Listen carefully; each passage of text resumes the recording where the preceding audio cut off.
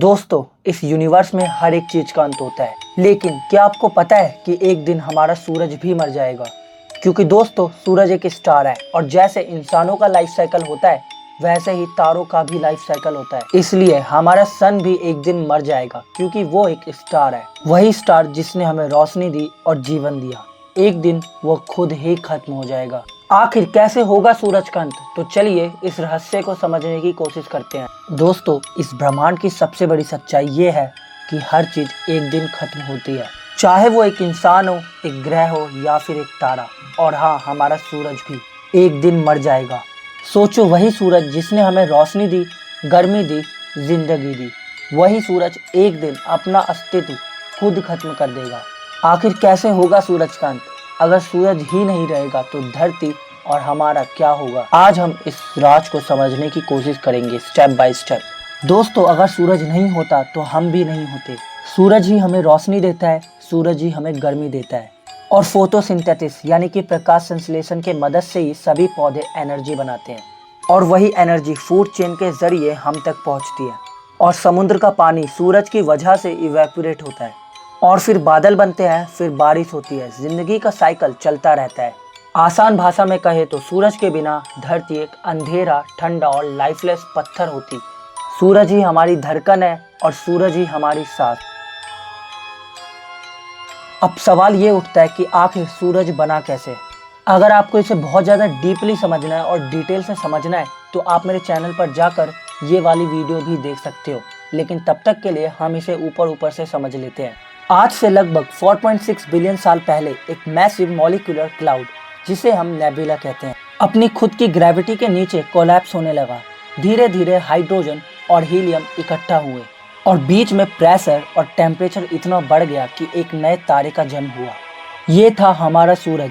तब से लेकर अब तक सूरज लगातार न्यूक्लियर फ्यूजन करता आ रहा है, हाइड्रोजन को हीलियम में बदल रहा है और एनर्जी रिलीज कर रहा है। और वही रोशनी 8 मिनट में 150 मिलियन किलोमीटर का सफर करके हम तक पहुंचती है। सूरज एक मेन सीक्वेंस स्टार है, मतलब अभी ये अपने जीवन के बीच के फेस में है और लगातार हाइड्रोजन बर्न कर रहा है। अच्छी खबर यह है कि सूरज के पास अभी 5 बिलियन साल का फ्यूल बचा है, लेकिन जब ये फ्यूल खत्म होगा तब शुरू होगा एक नया और खतरनाक चैप्टर, सूरज के मौत का चैप्टर।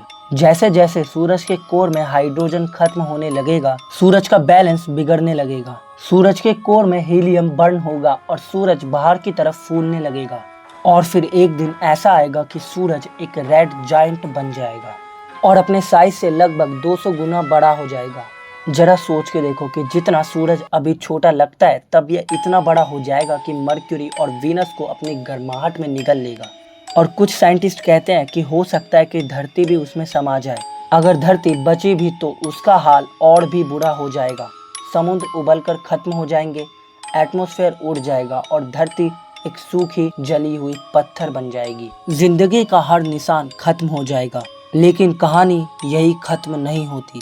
जब सूरज रेड जायंट बन चुका होगा तब वो अपनी भारी लेयर्स को स्पेस में उड़ा देगा और फिर एक चमकते हुए गैसेस सेल का फॉर्मेशन होगा, जिसे हम प्लैनेटरी नेबुला कहते हैं।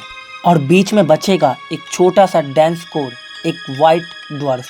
ये वाइट ड्वार्फ अब न्यूक्लियर फ्यूजन नहीं करेगा, ये धीरे धीरे ठंडा होगा और बिलियंस ऑफ ईयर्स के बाद एक कोल्ड डार्क ऑब्जेक्ट बन जाएगा, जिसे हम ब्लैक होल कहते हैं। और तब हमारा सूरज, जो अभी एक जिंदा तारा है, सिर्फ एक डेड स्टार बन चुका होगा। अब सवाल ये उठता है कि जब हमारे सूरज का अंत होगा तब हम कहाँ होंगे, हमारा क्या होगा? लेकिन सच तो ये है दोस्तों, अगर इंसान फ्यूचर में किसी और प्लेनेट या गैलेक्सी में माइग्रेट नहीं हुआ तो हम सरवाइव नहीं कर पाएंगे। धरती पर जिंदगी पॉसिबल नहीं होगी, क्योंकि पानी, हवा और रोशनी सब खत्म हो चुका होगा। शायद इंसान तक नहीं बचेंगे, लेकिन हो सकता है कि हमारी सिविलाइजेशन अपनी टेक्नोलॉजी की मदद से कोई नई दुनिया बना ले। हो सकता है कि हमारा फ्यूचर किसी और तारे के सिस्टम में लिखा हो। लेकिन एक बात तो तय है कि सूरज के बिना लाइफ जैसी हम जानते हैं वो कभी पॉसिबल नहीं होगी। लेकिन दोस्तों, जरा सोचिए, जिसने हमें जीवन दिया वही एक दिन खत्म हो जाएगा। लेकिन यही तो ब्रह्मांड का नियम है। जन्म होता है, जीवन भी होता है, अंत भी होता है।